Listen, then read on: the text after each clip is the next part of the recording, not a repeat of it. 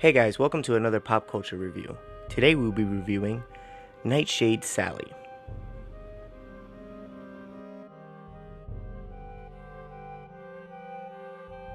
First, let's start off with a few new facts. Nightshade Sally is number 154 of the Disney pop line. Her first appearance was in Nightmare Before Christmas, October 29th, 1993. And a fun film fact, Tim Burton had hoped to direct, but placed Henry Selick in the director's chair instead, as he was busy working on Batman Returns in 1992 and had Ed Wood in pre-production. Now with that out the way, let's do a 360.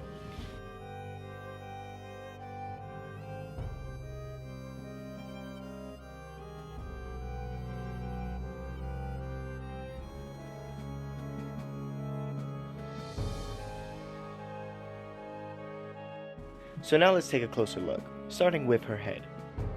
As you can see here, they decided to do a resculpt on Sally. Mostly on her hair. Damn, this thing is long. Especially to the release that they did before. Most of the changes doesn't seem too much on the actual sculpt of her head.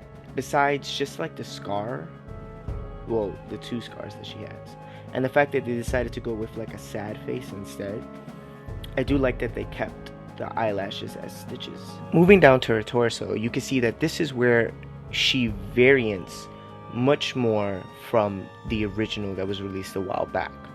Besides the fact that they decided to change the hair color, to her hair color to a little bit more duller look, not only that, but they decided to change her paint to a duller look. It's not as shiny. As you can see here, not only is it a different sculpt on the body, where originally we had her arms spread out, here we have the little vase, as well as her arms are now resculpted to be holding it. A brand new sculpt on the dress. I don't know if you guys can see it well, but there's definitely little stitchings on the dress that is sculpted in rather than painted, which I believe was a better decision overall. We also have the cat, which was added in, which I think was a nice touch, except for the fact that the way the cat is positioned is a little odd, seeing how it's like leaning on her leg, which I don't have a problem with. The problem that I have is the fact that now the cat's legs are suspended as if she was attached to Sally's leg. I do like the little details that they put into the vase itself. The paint is very well done, especially with the way it is on the sleeves. And there's not much bleed except for this, like, this right here on the leg. But not even that is much to complain about. I think it's a very good job. I do like the glowing eyes of the cat too, especially the fact that they decided to go with that yellow. Definitely makes the cat stand out much more. Now, to be honest, when they originally had announced the Nightshade Sally, I didn't see much purpose in the fact that they decided to do a reissue on this, especially when Nightmare Before Christmas has such vibrant and memorable characters, even background characters.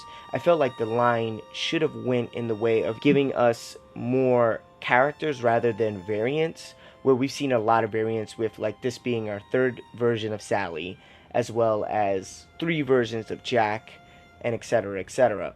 So originally I was like, what's the point of us getting another Sally?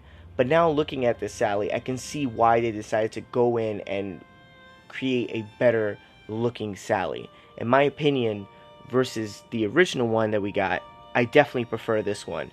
As you can see in comparison how the light hits on this one, it doesn't make it as shiny or as plasticky, which makes this one look a little bit more toyish, if that makes any sense. I don't know how else to explain it, where this one captures her character a little bit more, like her being sad or frustrated and fussy, whereas this one's just like kind of like trying to be a little bit more cute. I feel like this one is, you know, with the longer hair as well as the way the dress is like painted and the cat and the vase, it just captures her character a little bit more rather than her arms being sprouted out that way. I wish I could do a comparison on them for behind, but you really can't see much of the dress back here where it's just cloaked completely by her hair, which I prefer it also by the way it's dolled out and sculpted. It doesn't look as Pippi Longstockings, I guess, with like the way it's parted and like just cute, I guess. Also, another thing I like that they added was just the circle around her eyes. They've been doing this a lot with more of the darker characters in the Funkos, with ones like Nosferatu, as well as some of the walkers from The Walking Dead, stuff like that. It definitely adds a little bit more character to her. One of the major differences is that I was glad that they decided to do was the fact that they gave her a stand, because this Sally, for some reason, she's one of the newer ones because my sister-in-law has one as well, and hers topples over all the time, whereas this one belongs to Jay, my wife, and it doesn't fall as much, but it's still annoying, like that it does topple over a little bit more than some of the other Funkos that we have. So the fact that they decided to finally give her a stand definitely helped out a lot. So overall, do I recommend this? I would honestly say yeah, if you are a big fan of Nightmare Before Christmas. If you don't already own the original Sally, then I definitely recommend to go pick her up.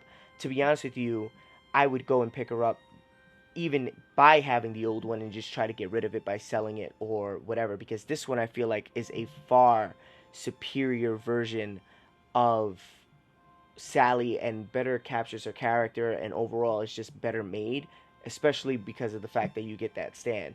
And at $10, I don't see it being too much of like, oh man, I got a double dip for this. So I definitely recommend her over it. And if you could get her or would like to have a better representation of her character, then I definitely recommend her.